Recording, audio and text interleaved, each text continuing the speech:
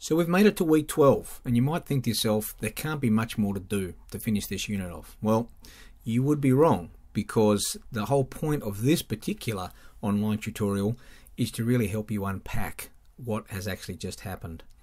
The unit, I'm sure at times has been confusing to you. I'm sure at times you even forgot it was happening. And yet the entire design of the unit has been to try and take advantage of those very things. Your confusion, the fact that you've got other things in your life that you might be more interested in, and being able to use them as pretty vital inputs, especially now that you're actually getting to that point where you can write that final reflection.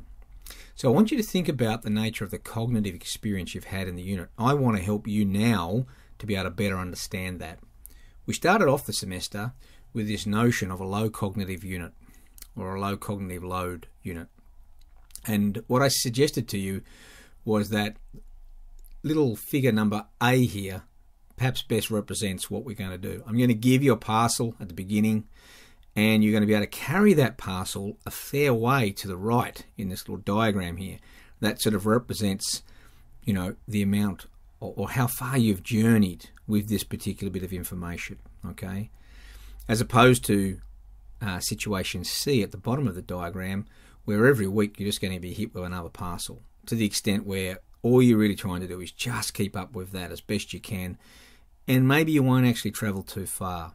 And that's something that we know, this whole notion of cognitive overload is a very well documented and researched outcome that occurs in a lot of educational settings. So we were trying to hit number A, and maybe it was something between A and B, but nevertheless it certainly wasn't C.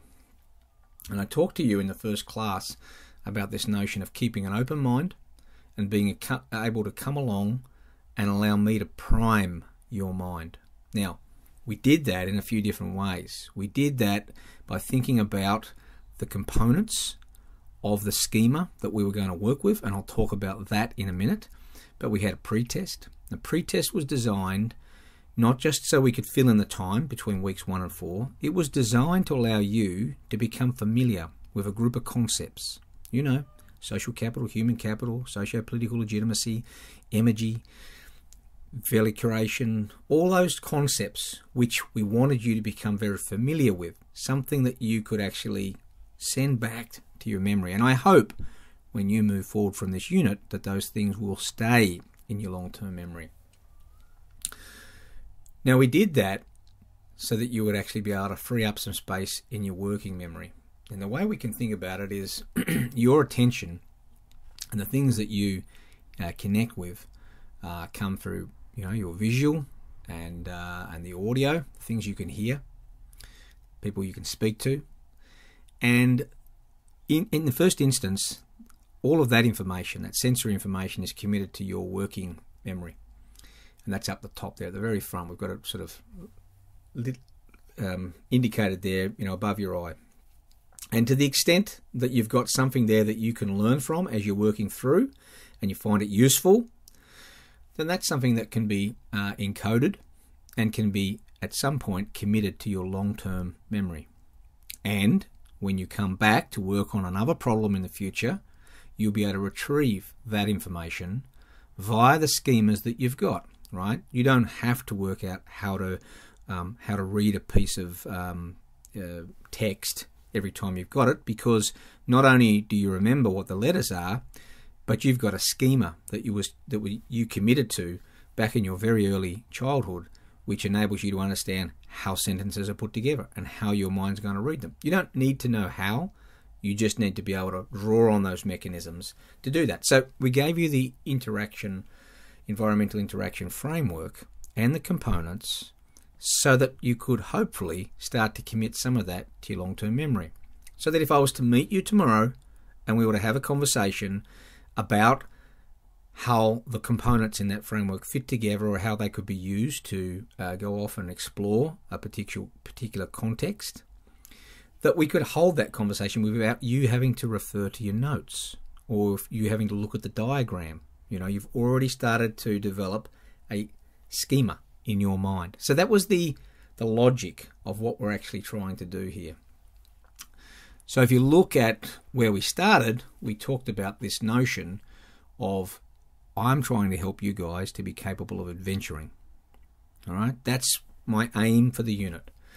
And we defined adventuring as these multiple micro life moments of action where you attempt to solve a problem and or create new value in any aspect of your life. And I'm quite open for you to think about how you would define entrepreneurship in the context of your own life. We didn't have a hard and fast working definition of what is entrepreneurship. I just sort of said to you, yeah, it's sort of just challenging the status quo.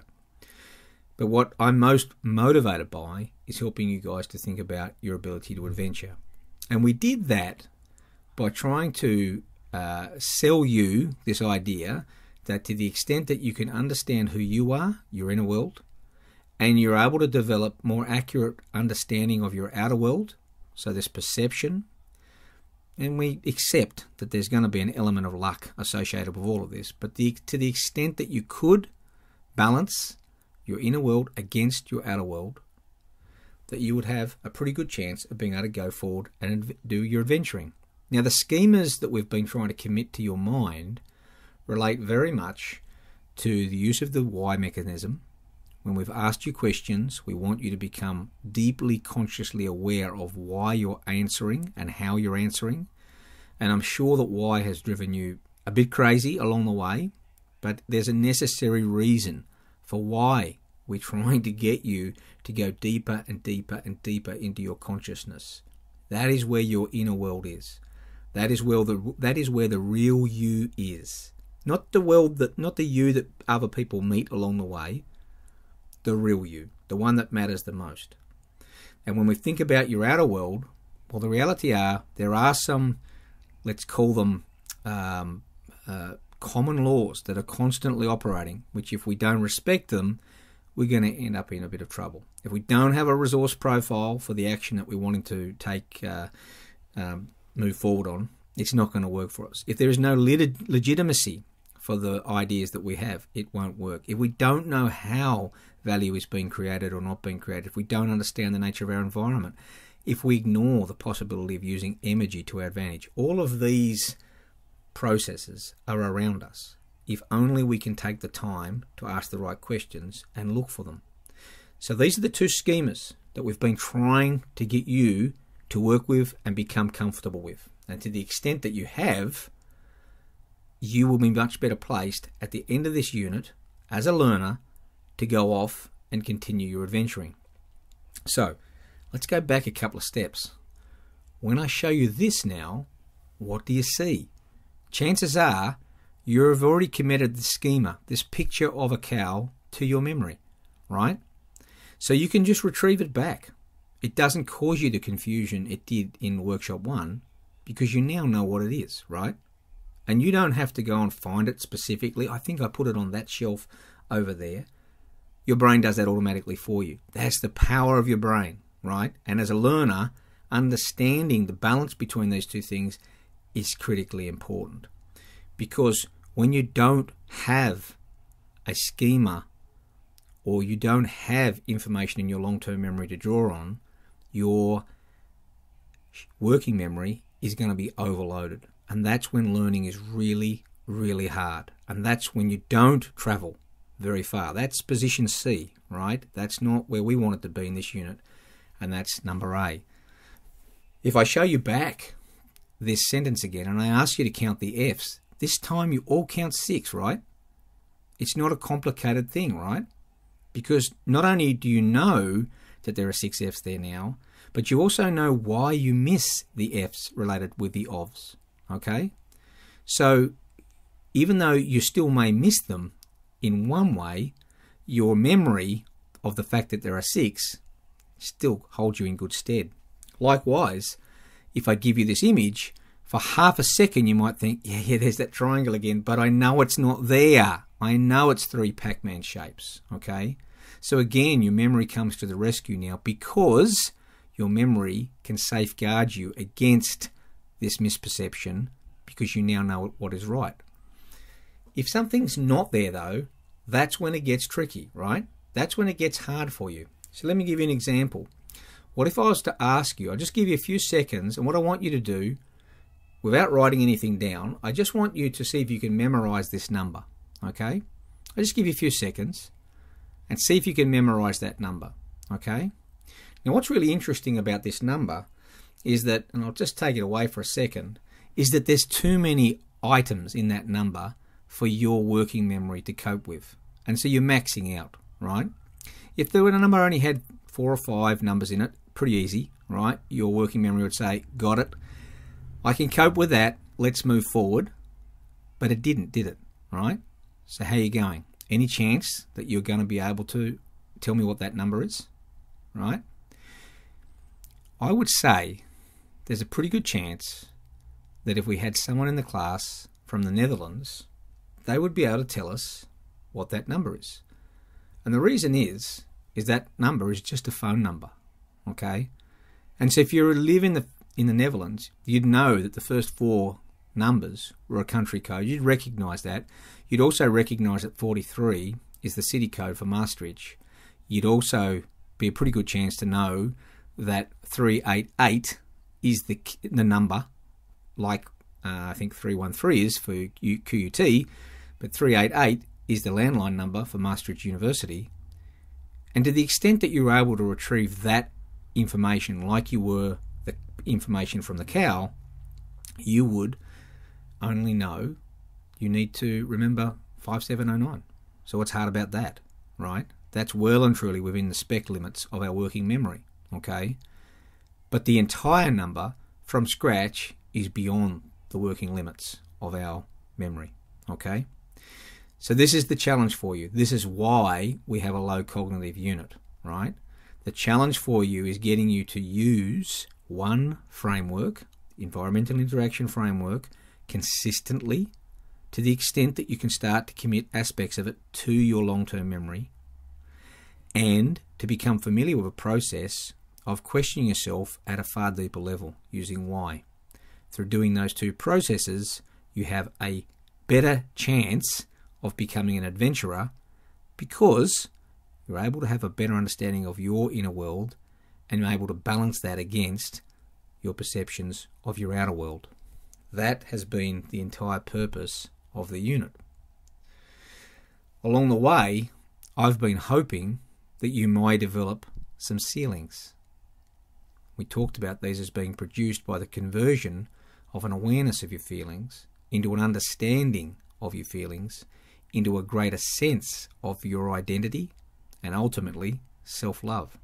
So tell me about that in your final personal learning statement in section 2, right, of your final learning report. Tell me the extent to which you've become pretty comfortable with who you are, that you've started to admire yourself, that you're actually able to sort of give yourself a break. You don't have to be your worst critic, and you don't have to be totally ignorant of your flaws. You can start to understand what they mean. And when you get down to question 7, that's where you've got so many things that you can tell me, right? What is it that you recognize about yourself as a learner? And what opportunities are there for you to improve? What strategies might you consider in terms of being able to move forward? That's the final thing that you're going to do in this unit. And that's the final thing, and the thing that I'm most interested in. You as a learner. That's what I'm most interested in. Entrepreneurship is just a context for you as a learner to hopefully move forward. Okay? And remember what we said in the first class. Today, you are you. That is truer than true. There is no one alive who is youer than you. Be proud of yourself. Be happy with yourself. Be critical of your ability to balance your inner world against your outer world. And if you do that, you'll have plenty to tell me. But what I want you to be comfortable with is that you've just had a cognitive experience. That cognitive experience deliberately tried to avoid overloading your working memory. Sure, we still had to get the information in there at some point, but we've tried to do it in a scaffolded way. We've tried to make sure that you can work with it in a group situation where even if you're unsure of something, there's an opportunity for that to be tested and balanced and discussed. Before you commit it back to writing, you've been given some feedback. From that feedback, you can come back and have another go at using more elements, and the challenge being, in the final learning report, how well can you demonstrate your ability to integrate all of these concepts together via this schema, right? Which hopefully is starting to develop in your mind, okay? To the extent that you can do all of those things, you're now less reliant on your working memory to try and make sense of what the tasks are in front of you, and you're able to use something that you use unconsciously, just like you do when you pick up something to read or you start doing some simple maths. All of those things that you learnt ages ago that you constantly retrieve and rely upon, that has been what we've been doing. So, there you go. That is the secret of 227 revealed to you. I wonder if it's worked to you. I wonder if it's not worked for you. You're entitled to have had a bad experience. You're entitled to have had a great experience. What I'm more interested in from your perspective is why. Why may this have worked for you? Why may it not? Did you give it the opportunity? Did you give it the chance to work the way it was designed? Did you just stop and refuse to participate because you wanted answers? Because you needed to know, you needed to be in control? Did you keep that open mind? Did you allow yourself to just move forward and see what might happen if you trusted the process? I know there's a whole variance across those two ends of the spectrum, and then there's all the stuff in between, right? Many of you have come and asked for help, and I promised you at the start of the semester that if you came and asked me for help, I'd be more than happy to do that, whether it was a Facebook post, a phone call that you wanted to have, attending a Zoom session, or just coming and having a chat to me in the office. That's what I pride myself on, so hopefully I haven't let you down in that respect. But now the challenge for you in finishing off the unit is to ask yourself, how do you think you've gone in allowing something to become a committed part of your memory? Have you worked with it in such a way that you now understand the process of asking why, the process of using the environmental interaction framework, and can you now allow and trust your working memory to be able to work through challenges and tasks by retrieving stuff back? I know we can't understand how our brain does that, but if you've found yourself now being able to make sense of new experiences by being introspective and by using different questions that you didn't have at the start of the semester, well, then you're well on the way. I can't wait to read your work, and I look forward to hopefully seeing you in the future. If you do join me in 324, I think, which is Managing Business Growth, then you'll find that everything that you've learned in this unit, you will be able to retrieve from your long-term memory and be well placed to exploit that limited capacity of your working memory. All the best.